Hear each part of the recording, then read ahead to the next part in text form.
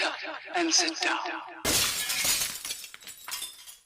Hello folks, Colin here, Festa 67's workshop, and welcome to issue 22 of Build Your Own Ford Mustang Shelby GT500 1967 from the wonderful folks over at DeAgostini. Now, if you'd like to grab one of these yourself and build along with Uncle Festa, click this link here. It's also in the description. Head over to the DeAgostini website, subscribe to this beautiful 1/6 scale. Yes, 1/6 scale. You won't be disappointed, folks. So let's have a looky-loo what we're going to be up to this week, folks.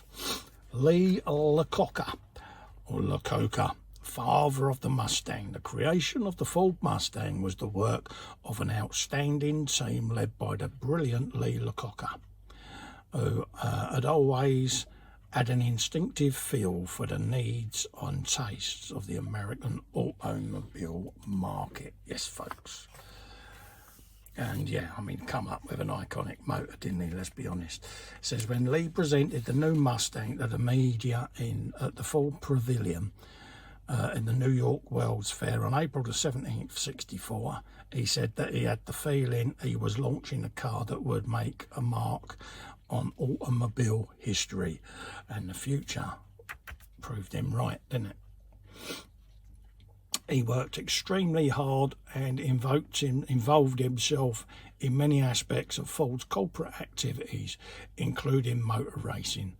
This picture shows Lee on the right, Ford executive Benson Ford on the left, and Scottish racing driver Jim Clark posing with the Ford engine developed for the 1964 IndyCar series. Yeah, the late great Jim Clark, bless him. Right, today we're going to be putting the right front brake disc together, folks. So we're going to be grabbing a wheel that we had built previously, and we're going to be putting all of that together today, folks. So I have that all to hand.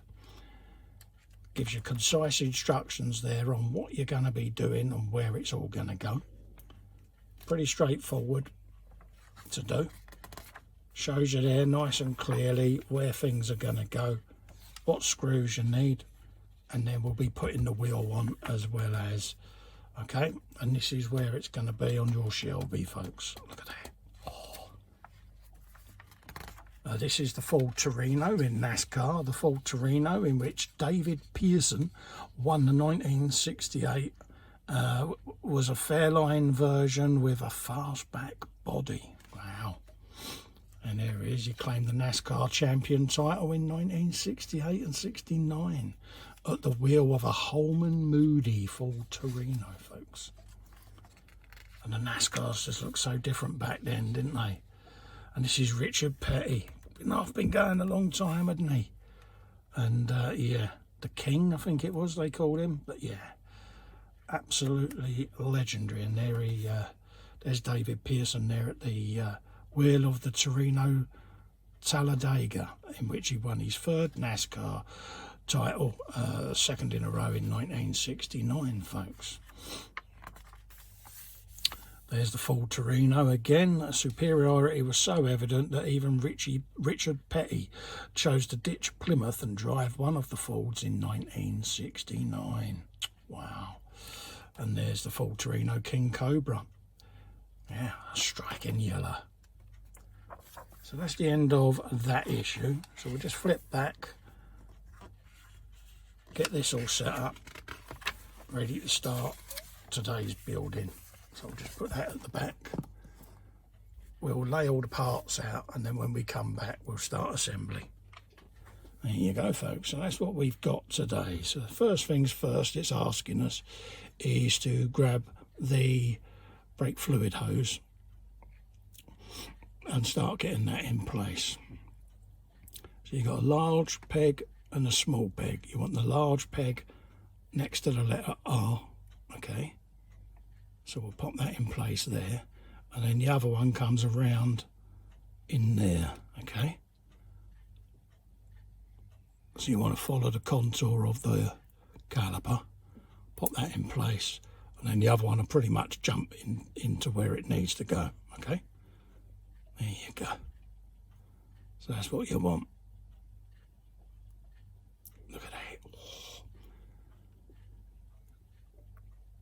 You then want part 22C, which is the stub axle, and you've got a couple of pins on 22A here, and this will locate in the stub axle. Okay, so that's what we're after. We want to put that in place and get that in there just like so. Okay, so orientate it so you're the correct way round, folks. And basically you want the caliper cut out facing the back where this hole is. Okay, like that.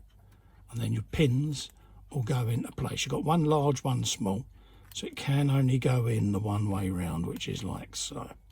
Okay, just like that. There you go. I know it's going to be held in with a screw anyway, so it should bite in quite nicely. Right, so we can then grab this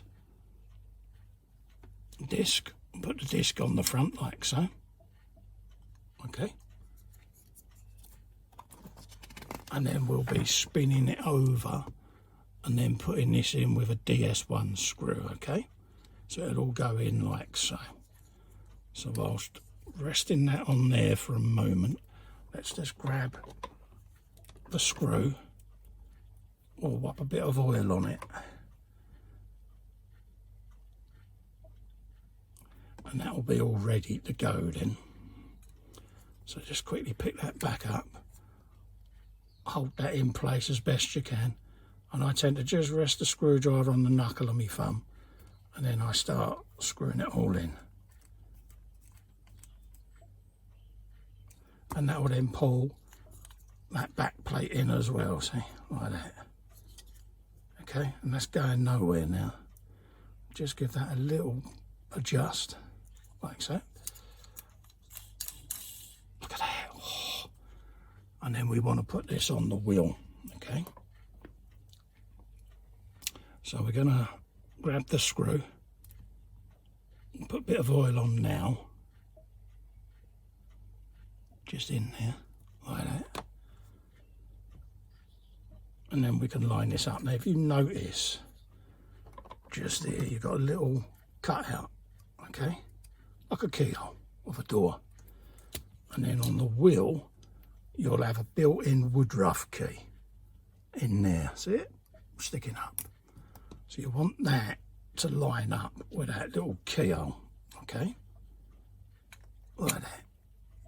Once you get it in there, I tend to tilt it towards me just so that I can see it, and then it will go in, just like that. Because what you want is when the wheel spins, you want the disc to spin with it, okay?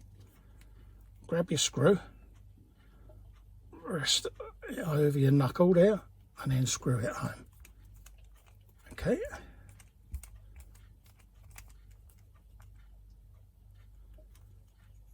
And then I'm going to back it off just so that the wheel spins freely, like that. Okay, and then when you put the hubcap in the middle,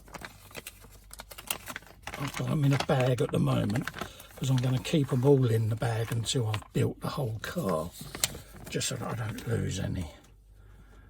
But that'll just pop in there like that. See that? Oh, doesn't that look beautiful? Hey, doesn't that look nice? There you go, folks. So that's what you're going to end up with at the end of this issue. Okay? So don't forget, if you'd like to build along with me, click this link all the way along there. Link is also in the description below this video. Head over to DeAgostini's website and take out a subscription to this beautiful, beautiful Shelby GT500. You won't go wrong. Also, if you can help me out, just click the subscribe button just below there and ring the bell. Really helps me out massively, and also it'll let you know when new content is coming up on the channel, folks. So until then, stay safe and well, and I look forward to seeing you on the next episode. Bye-bye for now.